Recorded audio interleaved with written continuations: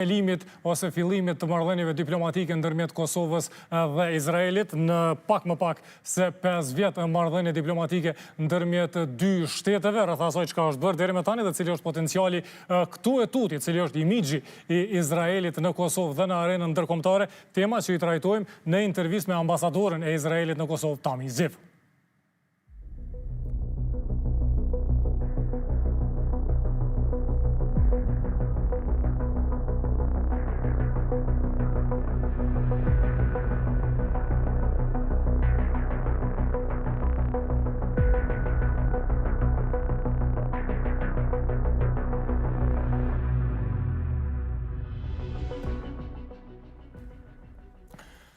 Hello and welcome to our studios. Thank you very much. It's a pleasure to be here.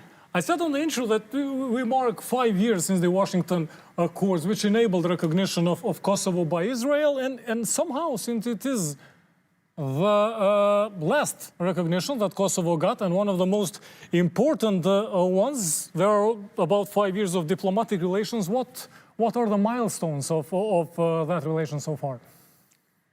Well, I think that we were very pleased with the recognition and the establishment of relations and really marking 5 years for the Washington agreements. I think that we've made quite a bit of progress in the relationships. We had, in the beginning of the road, many bilateral visits. We signed different agreements in the fields of education, culture, cinematography, international cooperation, and others. Just this week, we had a delegation here from our Ministry of Regional Cooperation, and we signed an MOU with the Ministry of Education and Infrastructures on working together to create study programs and curricula in the field of climate change. We're working a lot on enhancing the economic relations between the countries as well. We're very proud of the fact that we have now a visa waiver agreement, and since May, any Kosovar citizen that wants to visit Israel can travel freely and has no issues and limitations. And I think that the first people have already begun to come to Israel just in the last few weeks, and we're very happy about that. We're developing relations with the academia. And, you know, in general, trying to go across the board and develop relations in all different spheres with the country, with Kosovo. Yeah, and although recognized lately, Kosovo designated Jerusalem as the seat for its embassy, and if I'm not mistaken, it's the only country in the region to do so. I think even Serbia did not comply with what they signed in Washington. Other countries not even made much of an effort. How does that play out in this relation between the two countries? Well, Kosovo is together with the United States and 3 more countries have embassies in Jerusalem. And undoubtedly, this was a very important step that Kosovo took to show the friendship between the countries. And of course, we're very happy with this, and we're very grateful for this decision that was taken. And you mentioned friendship. In Kosovo, we like to say that we have a bit of a proud tradition of sheltering and protecting Jews. And by what I gather, there are some even formal and informal groups working on protecting that memory and collective memory of those events and those efforts. Anything concrete in that regard lately? In which regard? I mean, when you say cultivating the relations, yeah, I noticed that there are also some historic links. Yes. Well, I think that both of our peoples have supported each other throughout history. Undoubtedly, there was a Jewish community here in Kosovo for hundreds of years before the Second World War, and I think that they lived here very well and had very good relations with their neighbors and so on. And when the war came about and the Albanian people, according to the Vesa Code, really did their utmost in order to protect Jews. Some of them were friends or neighbors, and some of them were total strangers. And it is known, for example, that in Albania, the population of the Jews grew tenfold During the war and after, when the war ended. And Kosovo, the people of Kosovo, the Albanians also here, sheltered quite a number of Jews. And I think we had the chance to reciprocate a bit during the war here, because Israel was actually the first country that built a field hospital on the border between Kosovo and North Macedonia, and operated it for quite a while for the refugees that came from all over Kosovo and needed medical assistance. And there are quite, how can I say, very emotional stories about the events that happened in this hospital, the babies that were born there, the people that were treated there. And this cooperation between our peoples continued after the war, when there were a number of Israelis that came here in order to help Kosovo rebuild after the war and rehabilitate itself. And just this May, we opened an exhibition here, which presented the work of Mr. Eli Eliezri and Dr. Moshe Lantzman, who came here after the war and helped Kosovo rehabilitate itself. And for example, Dr. Moshe Lantzman was a psychologist who came here after the war because they understood that there was a need for psychologists here. And he worked with the people at the university. They established a faculty of psychology here, and he trained probably more than 1,000 psychologists in the country, helped create the Center for Autism and many other activities. So I think, you know, that our peoples are really connected to each other. I actually got to meet Dr. Moshe. I was a child, not a child, but yeah, a teenager back then. And now that you mentioned him, I do remember some of his work. And I think it just goes to show that the links between peoples are much deeper than the links or relations between politics and diplomacy and the official communication, so to say. Undoubtedly. And at the same time, judging by statements from political leaders in Balkans, we live in very much polarized time, and we live at a time when the tensions are high. And you mentioned the economic potential. How is Western Balkans in total viewed from Tel Aviv? As interesting, as potential economic fertile ground, as a potential partner, or as a region that's marked by tensions and possibility of escalation? Well, I think that in general, the Western Balkans are considered a very friendly area vis-a-vis Israel. I mean, we have relations with all countries in the region. We have excellent relations with Albania, with Kosovo, with North Macedonia, with all the countries in the region. There are countries with whom we have diplomatic relations now for 30 years. And of course, with these countries, the economic relations are more developed, and there's a lot more trade and interchange.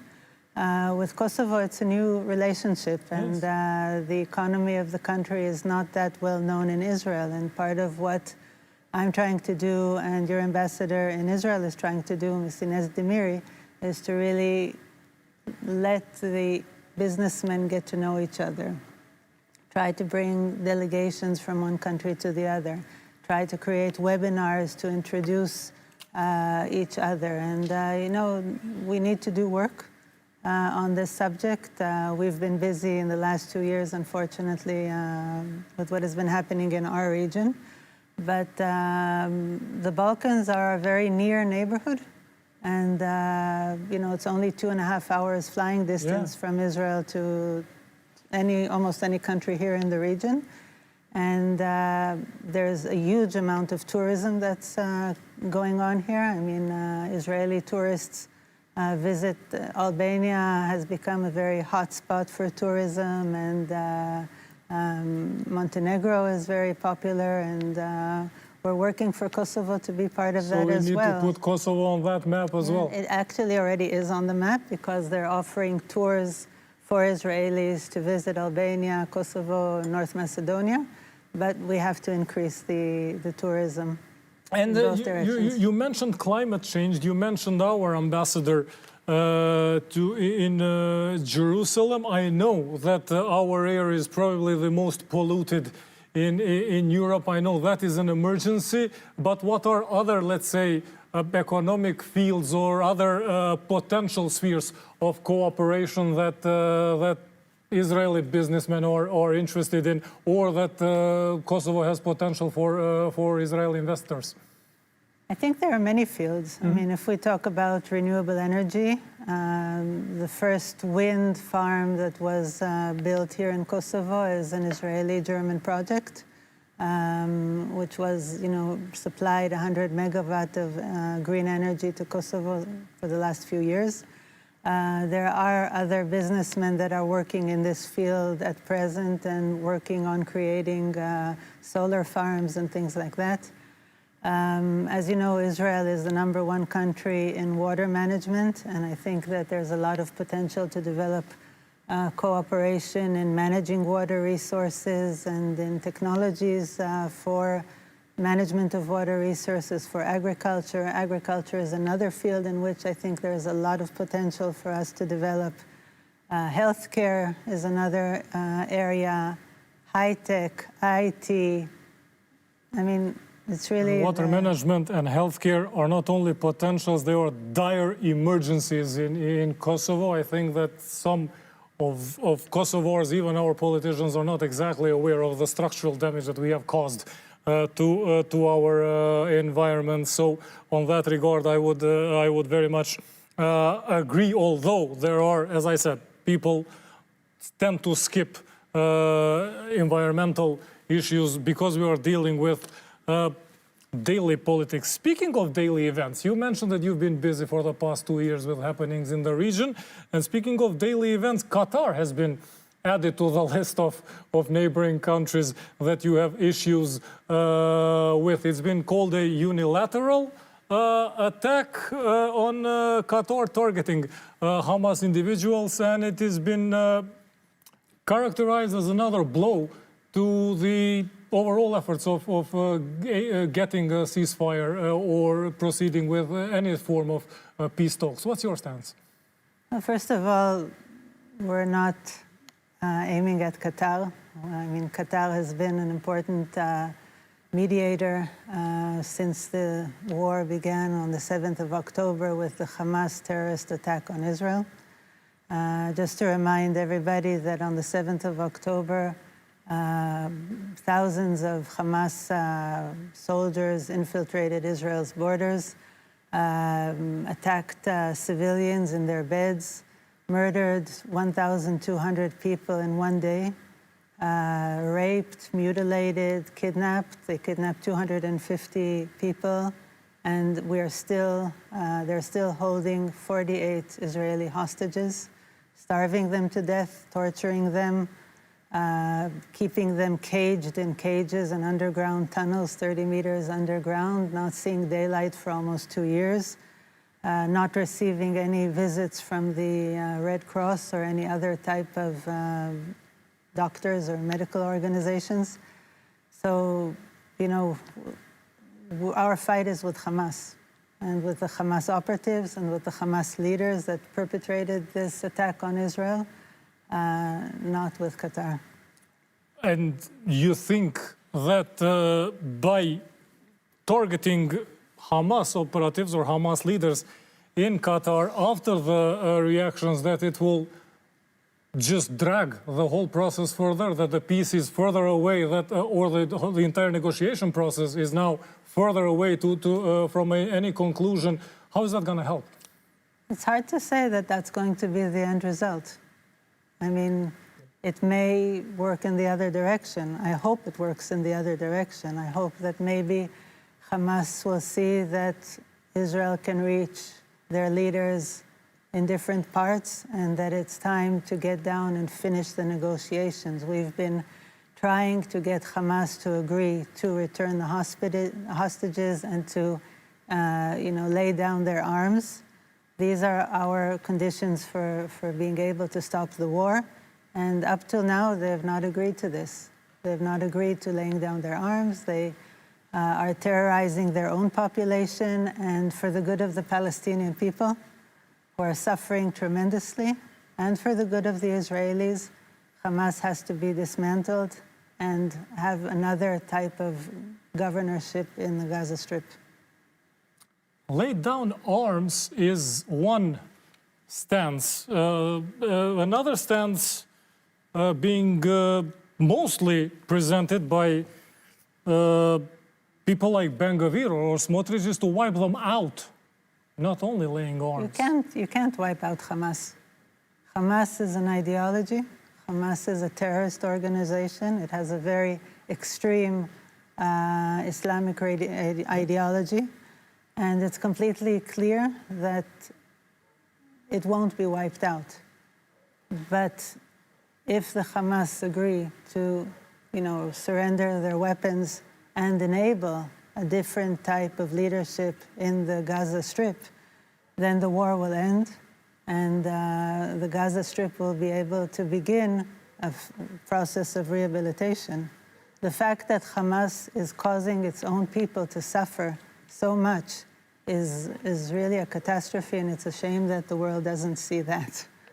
No, what the world sees is more than 60,000 people killed, more than 40,000 children either killed or mutilated, and lately a resolution by International Association of Genocide Scholars that Israel is actually conducting genocide. So is this one view, or is this the overall worldview? All of these reports have been proved to be falsified. This is part of the Hamas propaganda. And the starving campaign that they initiated a while ago has been proven to be a lie.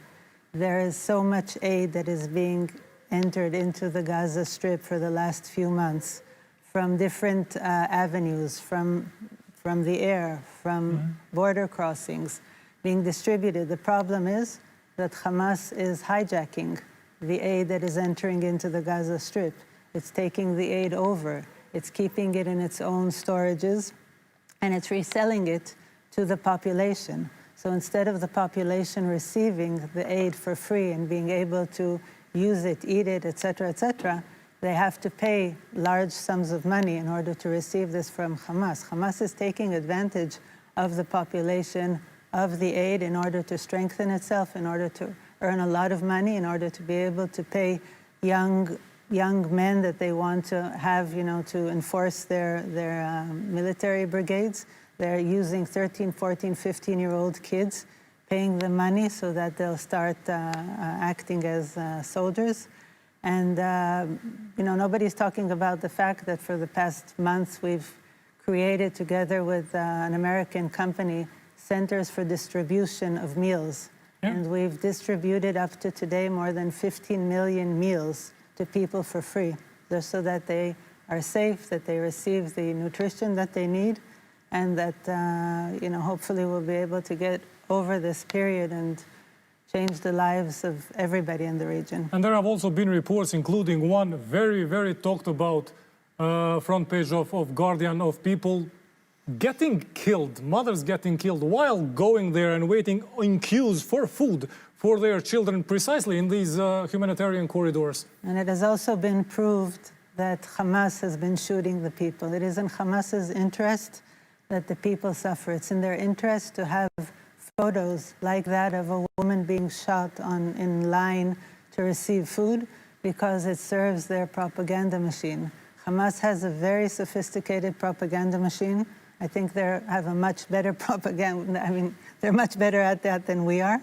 And they're painting pictures to the world, and the world is adopting their narratives without really questioning them. So yes, unfortunately, people have been killed on their way to receive food, but this has not been done by us.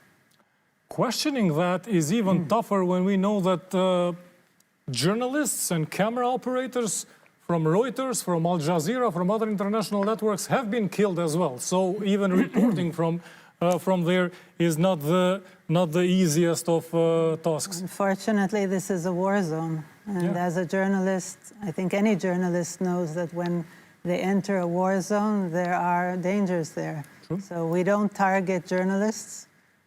We don't target them intentionally. But many times the Hamas try to infiltrate themselves among the civilians in the safe areas in the Gaza Strip.